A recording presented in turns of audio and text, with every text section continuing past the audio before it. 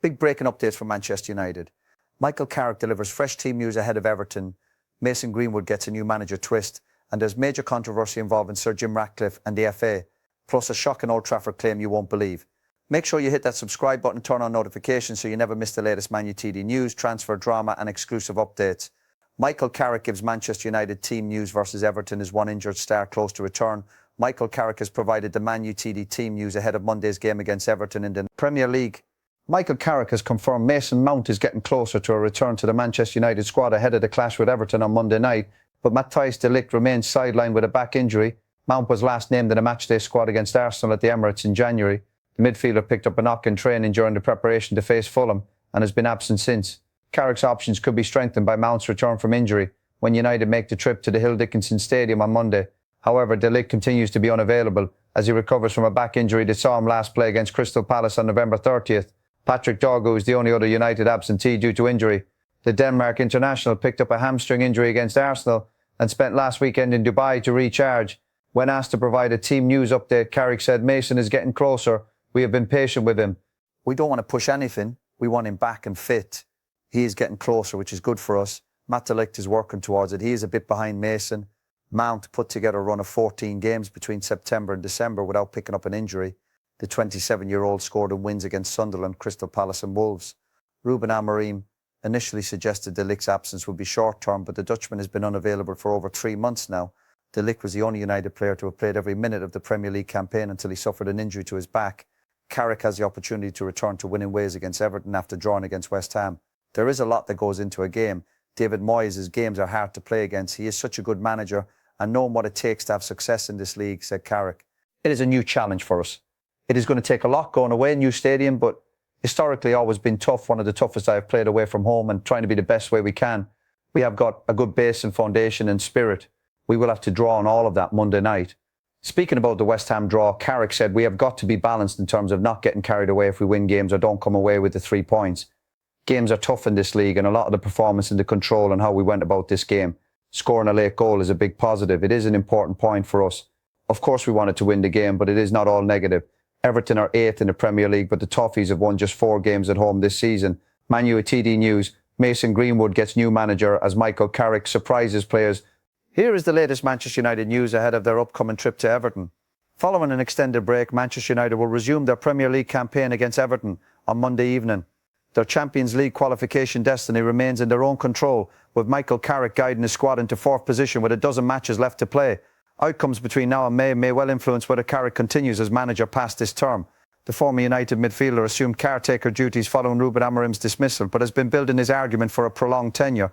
Several crucial fixtures lie ahead, with Carrick's team facing top 4 contenders Chelsea in April and Liverpool in May.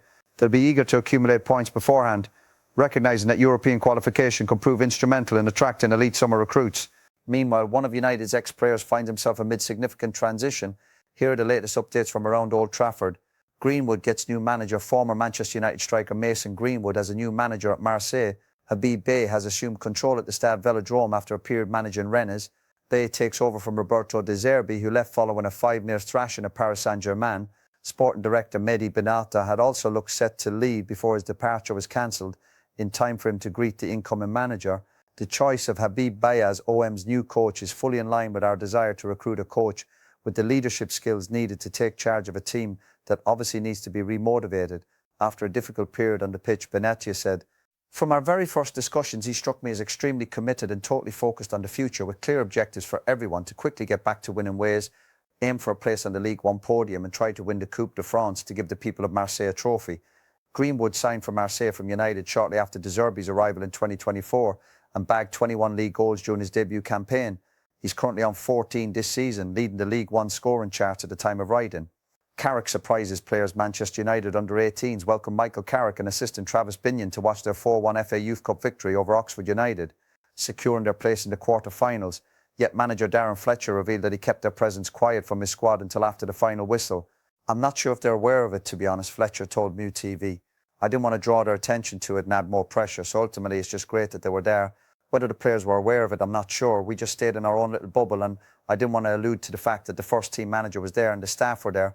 I think the biggest thing is they're there to support and get their eyes on the players, and that's amazing." United, who had triumphed at home in the 3rd and 4th rounds, stormed into a command and 3-0 advantage courtesy of strikes from Albert Mills, JJ Gabriel and Chido Obi.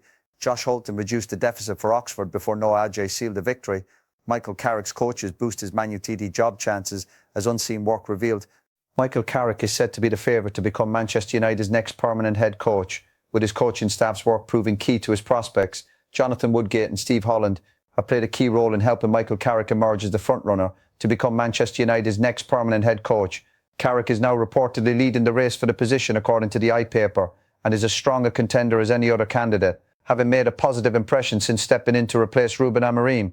The interim boss remaining in charge next season would suggest that Holland and Woodgate will also keep their coaching positions. The I-Paper claims that sources describe them, alongside fellow coaches Johnny Evans and Travis Binion, as having the perfect balance. One source reportedly expressed surprise that a Premier League rival had not snapped up Holland, citing his talent and expertise. Having spent a lengthy period as an assistant at Chelsea before joining the England setup, Holland's wealth of experience has reportedly helped Carrick's younger coaching staff work together effectively. Woodgate is amongst them, having previously only worked at Bournemouth and Middlesbrough.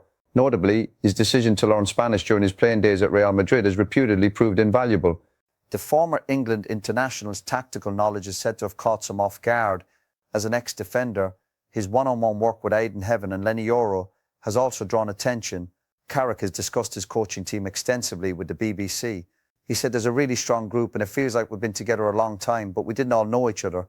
I didn't really know Steve personally an awful lot. I thought it would come together nicely and was balanced, and there's a reason why I wanted to bring Steve in. Jonathan, I had him at Middlesbrough, minus loyal, gets me, knows me, pushes me, challenges me. Really good relationship. Johnny Evans knew the club. He's been here so long and has a really good relationship with the players as well.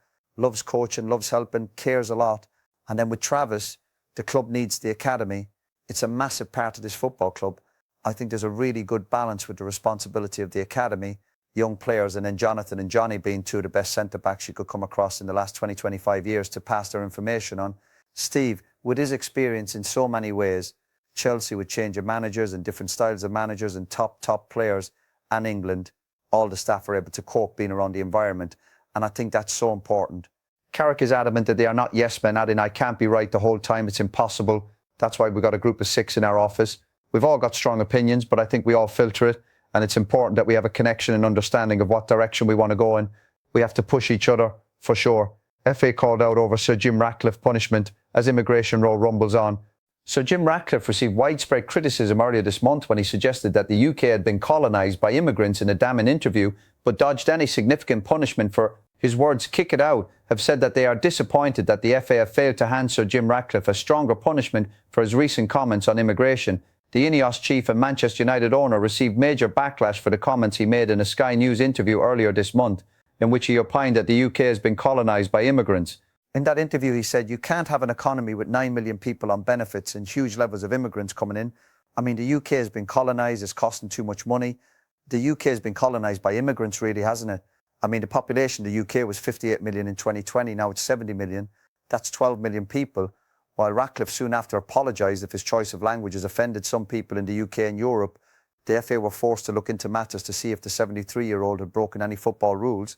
On Friday, it came to light that Ratcliffe's punishment was that he has been reminded of his responsibilities as a senior participant in English football, avoiding any serious sanctions. In response, Kick It Out have issued a statement citing how they are disappointed by the FA's decision.